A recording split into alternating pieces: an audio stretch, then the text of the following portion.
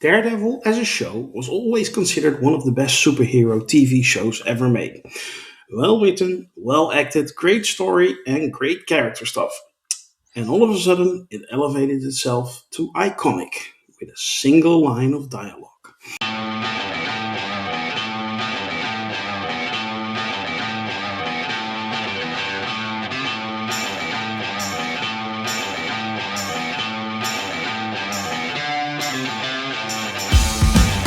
This is the review of Champions, and I'm your host, Grandmaster. With me is a powerful panel made up of the finest champions Sakar has to offer.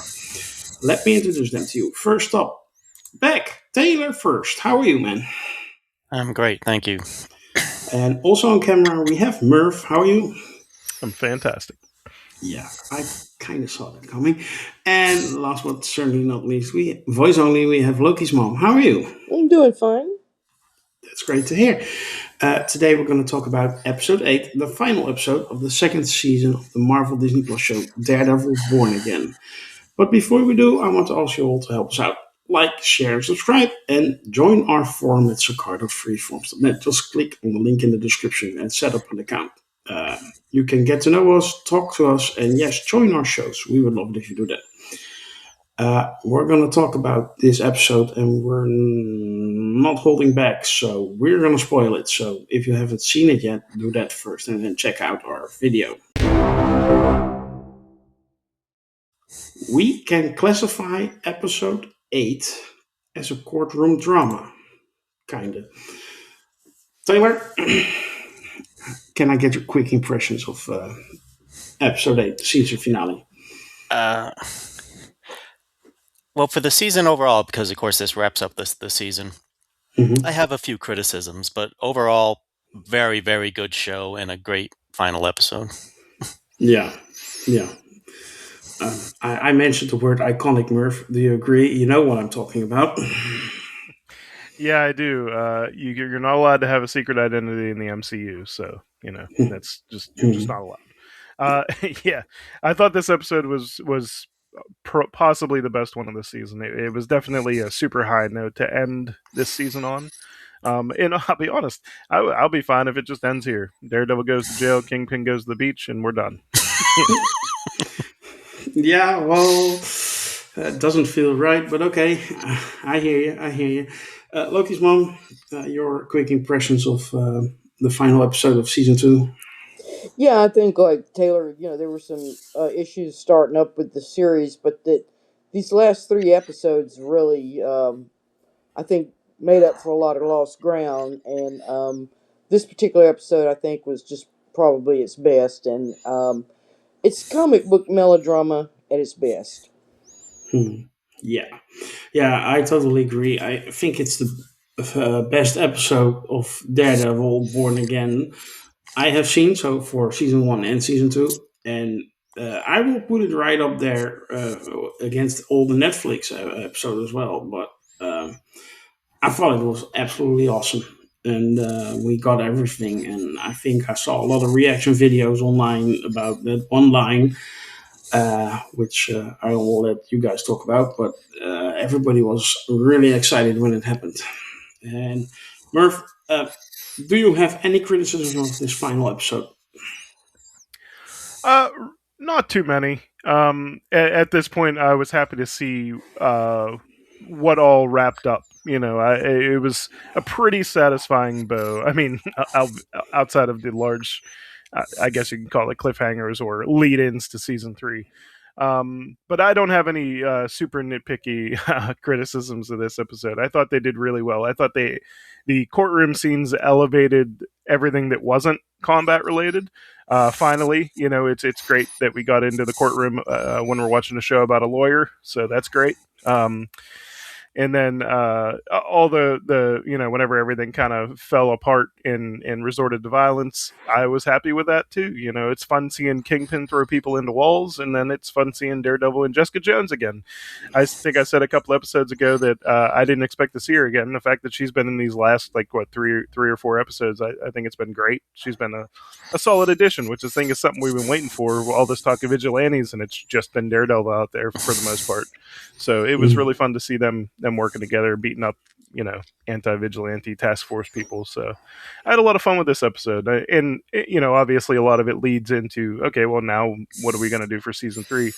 But like I said, I think I was pretty satisfied with the way that everything kind of ends here, and I'm really super excited to see Daredevil in jail. I'm curious to see what they do there.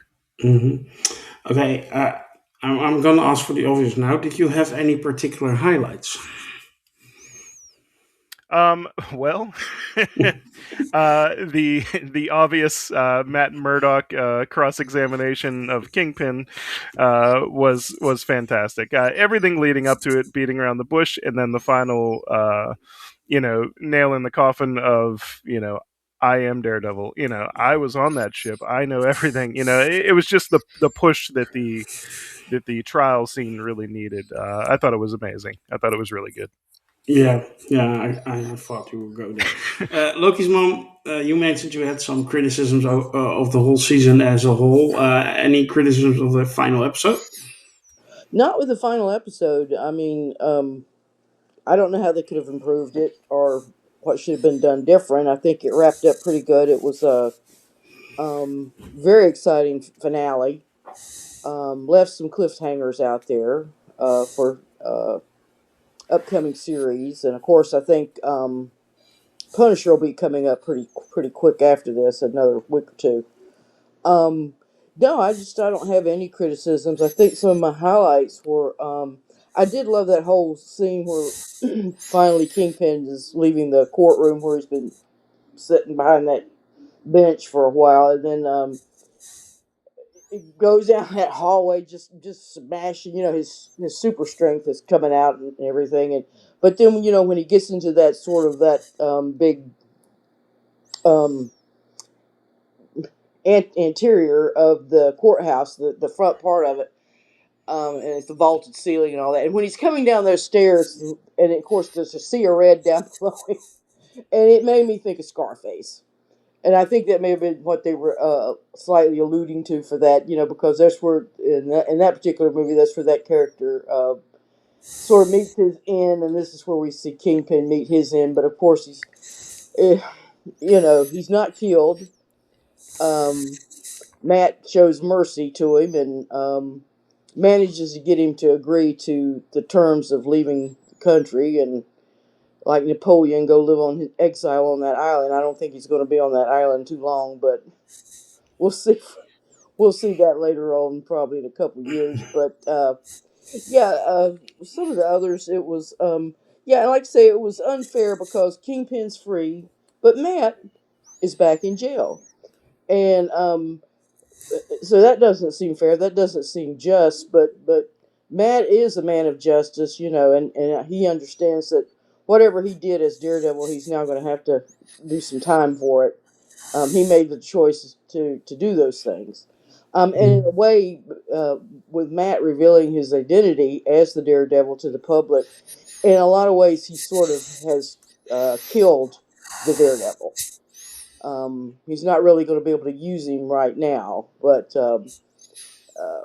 he'll have to be reborn again in some way. And yeah, I think but probably, and you mentioned season 3, Merv, yeah, probably, hopefully, some of it will take place in the prison because we saw there at the end where the really nasty henchmen, the AVTF guys, they're also in that same prison. So, to me, I think some interesting things are going to come up from that. But yeah, I think all the characters we saw, BB, she was able to get the message out. She finally was able to take her mask off. And then, of course, we saw Heather, and I made this prediction that at some point in this TV show, she would put the mask of that guy that had attacked her on, and of course, there at the very end, she did. So that's another little something to come in a future episode. But overall, just really great, and I really enjoyed it. Yeah, me too. By the way, I would like to point out that the first time Napoleon went in exile, he came back. Then they put him on an island further away for the second exile. Well, that's a little history lesson here. Taylor, you also mentioned you had some criticisms, slight criticisms, I guess, for the whole season. But episode 8 probably the hammer on the head, something like that. Yeah, as far as the criticisms for the season, they're small. Like I said, very very good show. I think there was the pacing is a little bit off. I think there was the build up to payoff ratio was a bit lopsided. All this build up and then it all wrapped up in one, basically one episode. Everything got wrapped up really really fast, which like I said, a small criticism. I think misuse or not enough use, I should say, of some of the side characters. If they're going to have all these characters, you want to have them all do something or at least something substantial. Like, for example, White Tiger, we were waiting for her to use her superpowers the whole season, and then she uses them for like 5 seconds. It was almost an afterthought in the writer's room. Oh yeah, we have this character. She has superpowers. Let's throw her in there for 5 seconds, a 5-second clip in the fight scene. And add to that, I mean, where was Swordsman? Right, Swordsman's still on vacation, I guess. And again, I would love to see him do a lot more. Other than that, though, and a lot of the other characters were good. I mean, I like Karen Page in this a lot. The whole subplot with Mr. Charles, I guess his name is, the CIA guy, Matthew Lillard. We find out that Luke Cage has been working for the CIA, and now he's come home to Jessica Jones, and now Bullseye is now going to be working for the CIA. Again, all happened kind of fast. I don't know if that was just set up for something we're going to see in the MCU in the future. I kind of question if they have time to do anything with that in the future, and if they don't, why set it up in the first place if you're not going to do anything with it? Maybe it's part of the next season. I don't know, but it just felt like either too much or not enough, of depending on what they're going to do with it. This is for the Bullseye All Along show that will be announced in like 6 months and then come out somewhere in 2028. Right, that's what I'm worried about, the Bullseye All Along. I mean, I hope they've learned their lessons. I mean, we're not going to have like a White Tiger series or a Swordsman series, hopefully. But those characters are still there and they can use them well in these other shows. But so far, I don't think they have used them very well yet. Maybe they will. But this final episode was fantastic. The courtroom stuff was great. I love seeing Matt Murdock be a lawyer, act like a lawyer, do lawyer stuff. The Kingpin in the courtroom was terrific. Vincent D'Onofrio's portrayal and the Kingpin on the stand. And then, of course, when it all comes to a head and the demonstrators, break into the building and they're gonna tear down the Kingpin. He opens that door, he goes out there, and he just wipes the entire hallway with all of them. Best shot, he picks up the guy and literally snaps his back into a pillar and snaps the guy in half, and then just keeps walking down the hallway. Superimposed with Jessica and Daredevil fighting through a hallway, beating the crap out of all the task force henchmen. And you're wondering when these two hallways were going to meet, and they actually don't. He ends up on the balcony, beating people up and then Daredevil and Jessica, of course, have to step in and stop the violence and save him from actually being killed, because that's what heroes do, at least most of the time. So yeah, really good. Yeah, and then you lose a great character, a great actor, and a lot of potential for season 3, of course. Right. Now, since you mentioned that, I would like to see a different main villain in season 3, because we've had a whole lot of Kingpin versus Daredevil, and that's great, but a little bit of variety would be nice. So I know we had like one season in the original show with the Hand, and when Kingpin was in jail. Hopefully they'll bring in somebody to give us a little bit more variety. I'm not saying Kingpin disappears completely, but bring in some other villains to give us a little more variety in the next season, I think would be good for the show. Yeah, I read somewhere that Buck, there's a character called Bullet or something, and that could be Buck, and then team up with Lady Muse or something in the season 3.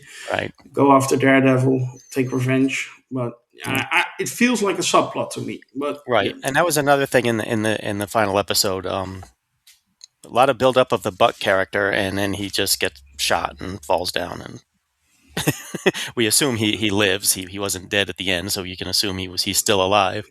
But I would have liked to have seen again, either do something with the character or just make him a side character, you know. But Mhm. again, these are all just small criticisms, and nothing really wrong with the show or the way they executed it. And again, the finale I think was really great, and even at the end where they arrested him because he, of course, admitted who he was, had to. There was the only way to bring down Mhm. Kingpin because Daredevil has to testify. He's the only witness, so he had to tell who he was. But Daredevil has committed a bunch of alleged crimes or potential crimes, so he has to stand trial just like everybody else. And I thought that was a really good way to wrap it up. Yeah, totally agree. Yeah, and for me, I just want to mention for the whole season, Vincent D'Onofrio as Kingpin. What an excellent performance! He should get an Emmy for this. Yeah, Yeah, he should. yeah. That's just my opinion. But yeah, he Mhm. was amazing. Yeah, I On was the thinking that earlier. That see if they anybody gets Emmy nominations, it should be Vincent. Yeah. yeah, Yeah, man. The Emmys suck. Just to put it, the Emmys are absolutely terrible, and the Oscars aren't much better. But yeah. it would be I will back nice. you on this. I will just say awards for art make no sense. But Exactly. if you do this, then at least he should be nominated, and I think he's a strong contender to win it. Absolutely. Uh, but that's just my opinion. Well, let's just move on to a rating, and let's do two. One for the final episode, and you can also rate season two.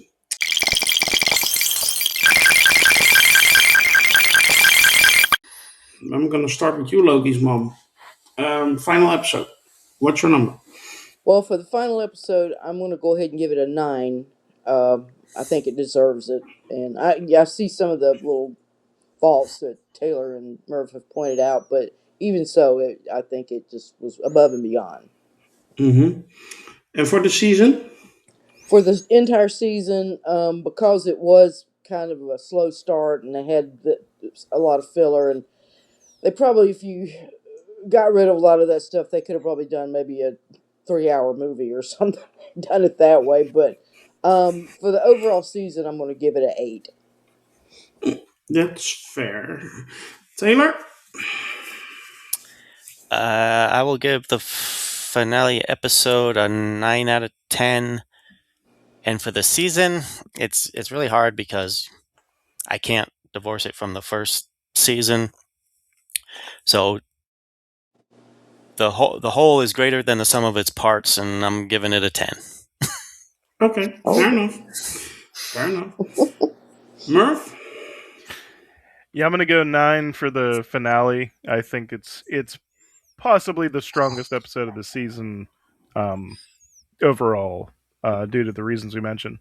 But then that in part that highlights some of the negative aspects of the earlier in the season. But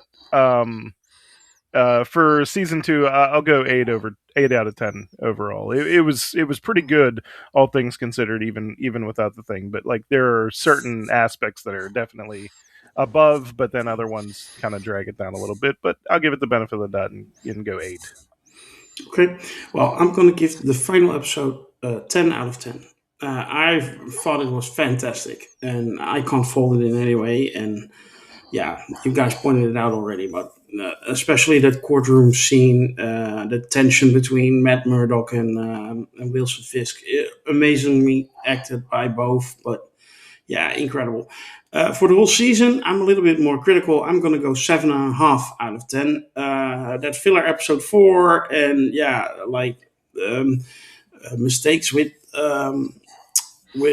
editing, and there was just yeah, there were too many things not correct to give it a higher number than a 7.5 out of 10. Still enjoyed it. Still liked it a lot, though. that will conclude our review for Daredevil Born Again Season 2, Episode 8, and for the whole season. Of course, we will be back for Season 3 whenever it comes.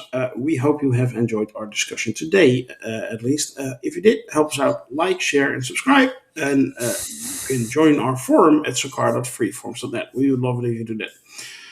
You can also check out our review series for Maul Shadowlord. Also, the final episode we will discuss or have discussed, and you can check that out. And we also have a brand new episode for our Star Trek project online. So there's lots to see on the channel. That will be the last for a little while. We will be back in the first weekend of June. Mark your calendars for that. For now, I want to thank you all also on behalf of our champions and wish you to be safe and be well. Bye.